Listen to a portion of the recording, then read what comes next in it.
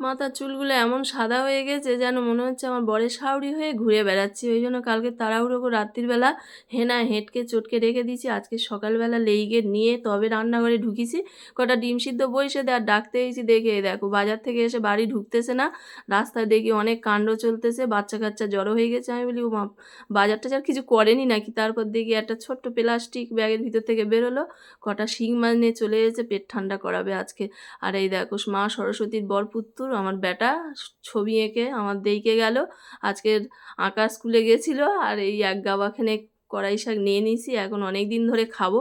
গাছ থেকে কটা বেগুন হয়েছে, এসে তুলে দিয়ে পান্তা খেতে বসেছে। আমানি চুমুর মেরে খেয়ে খেয়েছে, থালা বাটিগুলো চকচকে করে দিয়ে দিয়েছে। বললো মাছ দেওয়া হবে, তোমার অত চকচকে করতে হবে না, উঠে পড়ো। তারপরে এই দেখো তালমিচিরিটা ফেলতে গিয়ে মনে পড়লো ও বাবা, এই আসল নকল গুলোচ্ছে। দুটো তালমিচিরির কৌটো দুরকম মনে হলো, একটা নকল একটা আসল। দোকানে কিনতে গেলে কি করে বুঝবে, কিভাবে যে ঠইকে দেয়। আদা তেজপাতা তালমিচিরি চা ফোটাতে বসে দিয়ে আর এই বলি ডিম কটা ছেড়ে নিয়ে ছেলে মেয়েদের খেতে দেবো। গরম গরম ডিম সিদ্ধ আর একটু খেজুর দিয়ে দিয়েছি। আর সোনাইয়ের বললাম একটু কাঁচা হলুদ আর একটা বাতাসা খা, একটু ফর্সা হয়ে যাবি তাড়াতাড়ি। কাঁচা হলুদের অনেক গুণ। তারপরে এই একটু চাটা নেবো, এই যে চাটা যে গেজা মতো হলো কেন বুঝতে পারিনি। পটল দিয়ে চুইবে চুইবে চা খেয়ে নিচ্ছি। ওদিকে আমার বেটার বলেছি তুই এবার উপর থেকে নিচে এসে পড়বি টেবিল চেয়ারে ওর বইসে দিয়ে। আর আমি রান্নাঘরে চলে এসেছি, কটা আনাজ কেটে নেবো। ওই একটু পেঁপে কাঁচকলা আর আলু দিয়ে শিং মাছ দিয়ে একটু ফেলফেলানি পাতলা ঝোল করব। আর যাননি কোনো গুণ, সেই বেগুন আমাদের গাছের বিখ্যাত বেগুন ফের তুলে এনেছিল।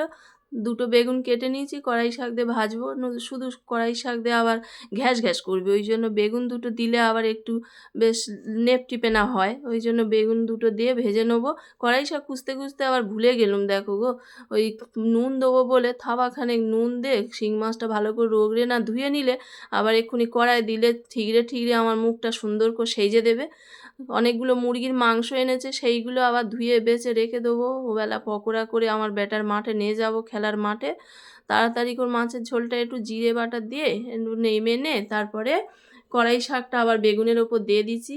এবছর এই মাছটা ভেবেছি যে একটু তেল কম খাবো, তো কেউ শুনবে না। এই দেখো সেই কাঁকড়া এনেছে, কাঁকড়া খেতে খেতে আমার একটু তেল বেশি খাওয়া হয়ে গেল মনে হচ্ছে। এখন একটু ভয়ে ভয়ে তেল খাচ্ছি, তাও কাঁকড়া রান্না করতে গেলে কি আর মিচি তেল দিলে হয়, তাও একটুখানি কম দেওয়ার চেষ্টা করেছি। দিয়ে ওই কোনো রকমে কাঁকড়ার ঝালটা করে নিয়েছি। একটু ধনে পাতা গরম মশলা দিয়ে নেমে নিয়েছি। আর এদিকে মাংসগুলো ধুয়ে রেখে দিয়েছি। ততক্ষণ আমার রান্না হয়ে গেছে, কড়াই শাকের ওপর একটু লঙ্কা ছড়িয়ে দিলাম, ভাজা লঙ্কা, এই মাছের ঝোল তরকারি আর ভাত হয়ে গেছে।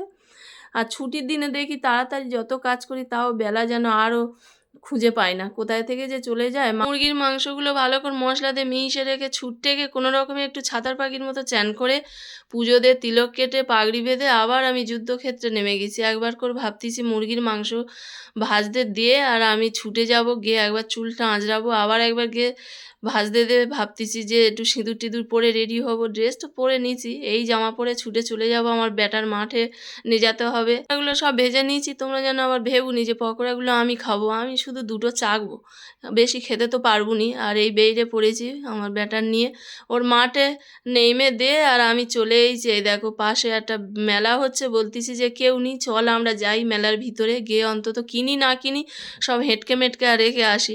তাই এই কুর্তিটা দেখে আমার এত পছন্দ হয়েছে, তো নিতে পারলুম নি, টাকা নিয়ে যায়নি তো কি করব, মেলা হচ্ছে আমরা জানি না। ঢুকে জানতে পারলুম আজকের আবার লাস্ট, কালকে শনিবার হয়েছে আর আজকে রবিবার লাস্ট। আমি বলি যা হয়ে গেল। আর ঝুমার বলতেছি কটা কুর্তি পছন্দ হয়েছে যখন নিয়ে নে, এই সুযোগ ছাড়িস নি, আজকে লাস্ট। এইদিকে ঝুমা কুর্তি দেখতেছে আর আমি কটা এইদিকে গয়নাগাটি দেখবো বলে চলে এসেছি। ছোট্ট মেলা, কিন্তু জিনিসপত্র পছন্দ হবে, সবগুলো বেশ সুন্দর লাগতেছে দেখতে।